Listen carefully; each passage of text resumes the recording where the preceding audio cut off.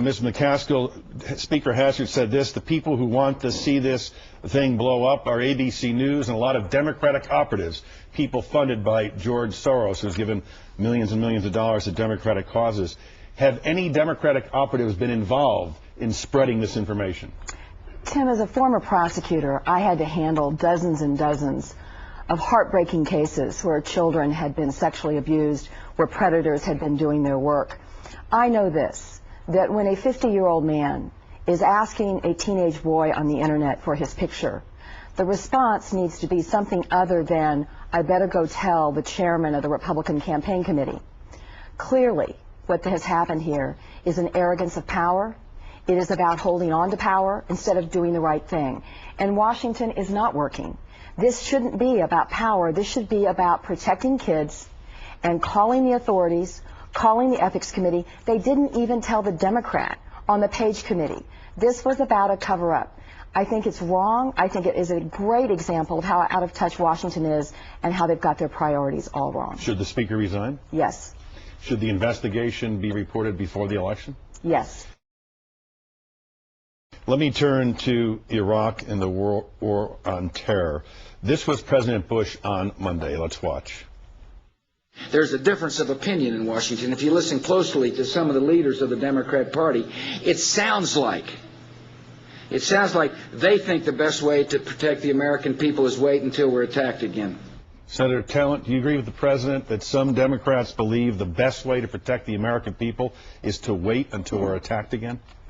Well, I think there are some people in Washington and some people who would like to go to Washington who've taken positions of weakness pretty comprehensively in the war on terror. That they want us to be attacked again?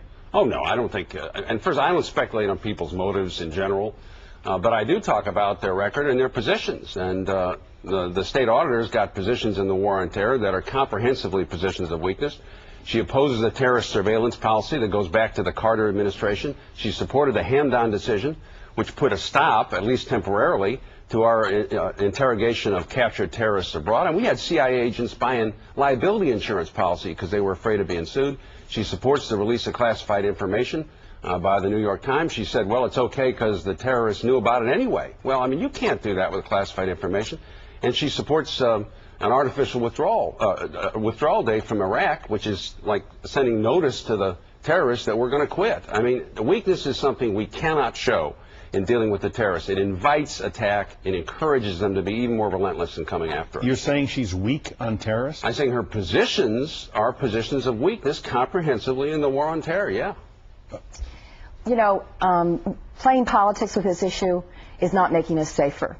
I absolutely support surveillance. As somebody who has handled very tough criminal cases, I understand the importance of aggressive surveillance within the framework of laws. And frankly, if they were more concerned about tough surveillance and not about election year politics, they would have gotten a bill through that would have allowed us to have the tools we need to go after terrorists around the globe. You know, Iraq is a mess. We can either stay the course or we can change course. And obviously, even the leader of the Armed Services Committee, Senator Warner, probably the most respected Republican on the Iraq war in Washington, has now come back from Iraq and said, you know what, this is a mess and we need to re-examine what we're doing here. Asking questions, you know, this is Harry Truman's Senate seat. When he was in the Senate, during the war, a war that was over the fight of our civilization, the fight for freedom, he asked questions about war profiteering, and he was called brave. In this climate right now, they would question whether or not he was a coward. We need to be asking the questions. We need to have a plan. We need to have accountability. What is going on right now is absolutely not working in the Middle East. Senator, the American people were asked whether the Iraq war was helping or hurting the war on terror.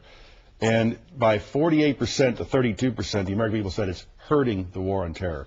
Do you believe now, in hindsight, the $300 billion spent on the war in Iraq could have been better spent in Afghanistan or in airline safety or on port security? No, I think this is an important front in the war on terror. That's what we've spent in Iraq and Afghanistan in total is 1% of the GDP. Now, in return for that, we've already removed Saddam and the threat he represented. Look what Iraq is not doing, okay? They're not competing with Iran to sponsor terror in the region. They're not threatening Kuwait. We don't have to station troops in Saudi Arabia. They're not trying to restart the nuclear weapon program. All that would be happening under Saddam. The same people who are complaining now would be complaining if we left them in power. And when we complete the mission, and the part of it that requires large numbers of American troops, is finishing the training and seasoning of the Iraqi army so they can do for themselves what they're now doing in combination with us. This is the part of the mission that's been progressing because we know how to fight and we know how to train people how to fight. Senator Talent, I think, just said that $300 billion was not a lot of money. Clearly, he's been in Washington too long if he doesn't think $300 billion is a lot of money. Obviously, you know, we have failed.